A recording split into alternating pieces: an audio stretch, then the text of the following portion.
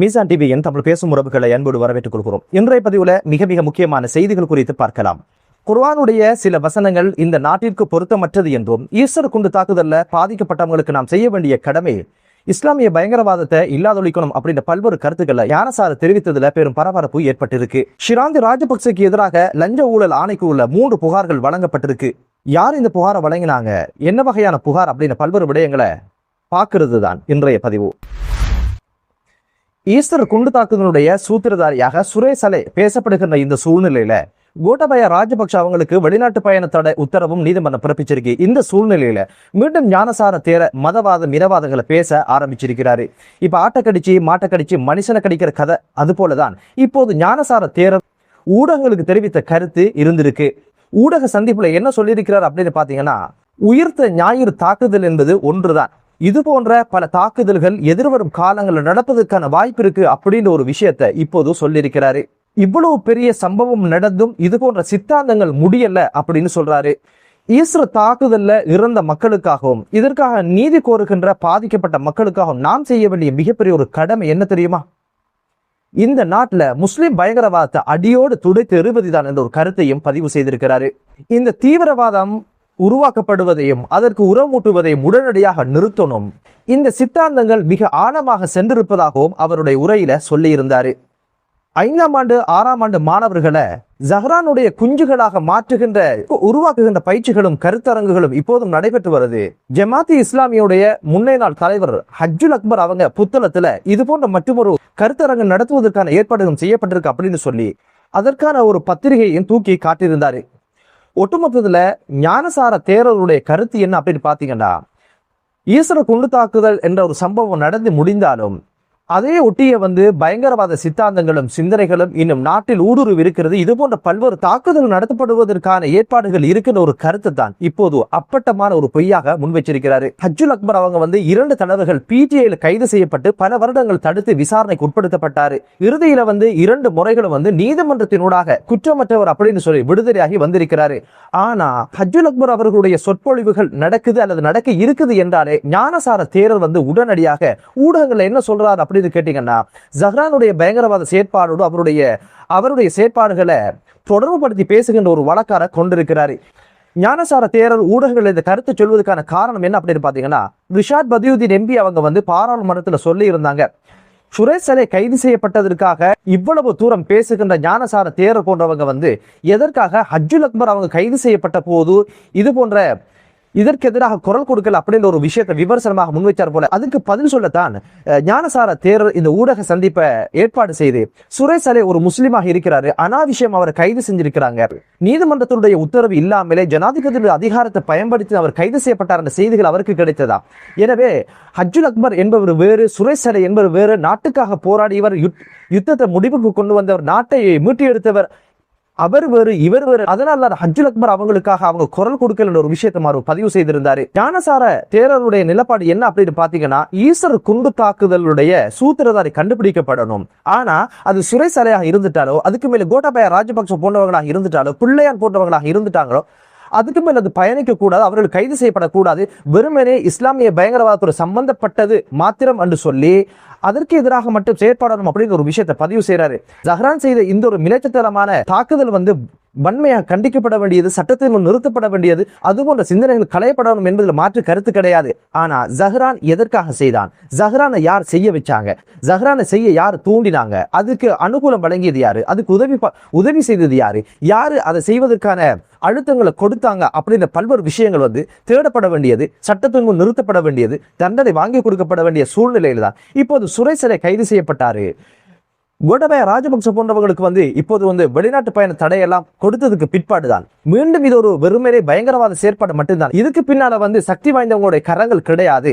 ஞானசார தேரருடைய சிந்தனை எல்லாம் எப்படி இருக்கு அப்படின்னு பாத்தீங்கன்னா, யுத்தத்தை முடிச்சவங்க அப்படின்னு சொல்லிட்டா அவங்க எதை வேண்டாலும் பண்ணலாம் அப்படின்ற ஒரு மனநிலையில தான் இப்போது சுரேஷ் அலையுடைய பேர் இதுக்குள்ள அடிபடுகின்ற சூழ்நிலையில இல்ல இதில் அவங்க பண்ணிருக்க மாட்டாங்க, அரசு பழி வாங்குது அப்படின்னு சொல்லி ஹஜ்ஜுல் அக்பர் போன்றவங்களை காட்டி சுரேஷ் அலையை காப்பாற்றுகின்ற பணியை இப்போது ஞானசார தேர போன்றவங்க செய்ய ஆரம்பிச்சிருக்காங்க. அதே ஊடக சந்திப்புல குர்ஆன் பற்றியும் குர்ஆனுடைய மொழிபெயர்ப்பு பற்றியும் பல்வேறு சர்ச்சையான கருத்துக்கள் எல்லாம் பதிவு செய்திருந்தாரு.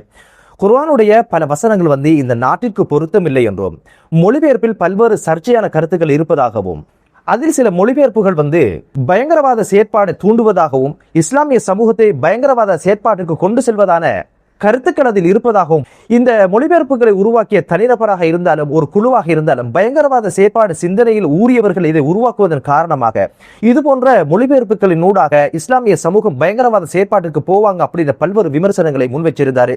எமக்கு இருக்கின்ற பெரிய ஒரு பிரச்சனை தேசிய பாதுகாப்பு குறித்ததுதான் அப்படின்னு ஒரு கவலையையும் தெரிவிச்சிருக்கிறாரு. குர்ஆன் அரபு மொழியில் இருப்பது என்பது பிரச்சனை கிடையாது, அதை மொழிபெயர்த்தவர்கள் தான் கடுமையான வார்த்தைகளை கொண்டும் இஸ்லாமிய பயங்கரவாத தூண்டும் அளவுல அதை மொழிபெயர்த்ததுதான் பிரச்சனைக்குரிய விடயமாக இருக்குது அப்படின்னு சொல்லிட்டு இன்னொரு பிரச்சனைக்கு ஒரு தீர்வையும் அவரே சொல்லியிருக்கிறார். அது என்ன அப்படின்னு பாத்தீங்கன்னா, சிறந்த மார்க்க அறிஞர்கள் கொண்ட ஒரு குழுவின் ஊடாக இந்த நாட்டிற்கு பொருத்தமான முறையில, இந்த நாட்டிற்கு சாதகமான முறையில, பாதுகாப்புக்கு பொருத்தமான முறையில ஒரு மொழிபெயர்ப்பை உருவாக்கி கொள்ளணும் அப்படின்னு சொல்லிட்டு வரலாறு ரீதியாக ஒரு சான்றையும் சொல்லி இருந்தாரு. உஸ்மான் ரதி என்று சொல்லப்படுகின்ற 3வது ஹலீஃபா அந்த காலகட்டத்தில் குர்ஆனை பல மொழிநடையில ஓத ஆரம்பிச்சாங்க.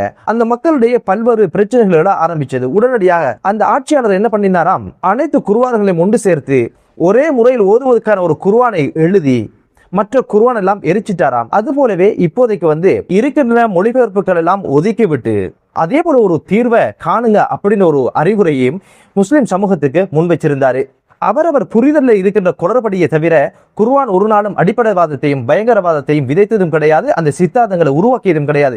ஞானசார தேரருடைய இந்த கருத்தை பார்க்கும் பொழுது தெளிவாக தெரிகிற ஒரு விஷயம் என்ன அப்படின்னு பாத்தீங்கன்னா, முஸ்லிம்கள்ல ஏதோ ஒரு தரப்பு தான் ஞானசார தேரருக்கு எல்லா விடயங்களையும் பொட்டு பொட்டாக சொல்லி கொடுத்திருக்காங்க அப்படின்னு ஒரு விஷயம் தெரியுது. குர்ஆன் மொழிபெயர்ப்பு தடுக்கப்பட்ட விவகாரம் என்பது நாம் எமக்குள்ளே பேசி தீர்க்கப்பட வேண்டிய ஒரு விஷயம். ஆனா நல்லா தெரியுது, திட்டமிட்ட ஏதோ ஒரு குழுதான் இதுக்கு பின்னால செயற்படுது அப்படின்னு ஒரு விஷயமும், ஞானசார தேரத்தை பற்றி நியாயம் கேட்கிற அளவுக்கும் அவரை வச்சு நாட்டுக்கு செய்தி சொல்லுகின்ற இடத்துல தான் இப்போது எமது சமூகம் இருக்குது என்பதுதான் மிகப்பெரிய ஒரு கவலைக்குரிய விடயமாக இருக்குது. என்னதான் இருந்தாலும் இந்த ஒரு விஷயம் மிகப்பெரிய ஒரு பேசுபொருளாக மாறியதுக்கு பிற்பாடு இது சம்பந்தப்பட்ட அனைத்து தரப்பினரும் ஒரு மேசையில் உட்கார்ந்து இது குறித்த விடயங்களை பேசி தீர்ப்பதுதான் ஆரோக்கியமானதாக இருக்கும். இதை இன்னும் வளர விட்டு பிரச்சனைக்குரியாக மாற்றுவதன் காரணமாக இன்னும் இனங்களுக்கு இடையில் மிகப்பெரிய ஒரு பிரச்சனையாக மாறும் என்பதில் சந்தேகம் கிடையாது.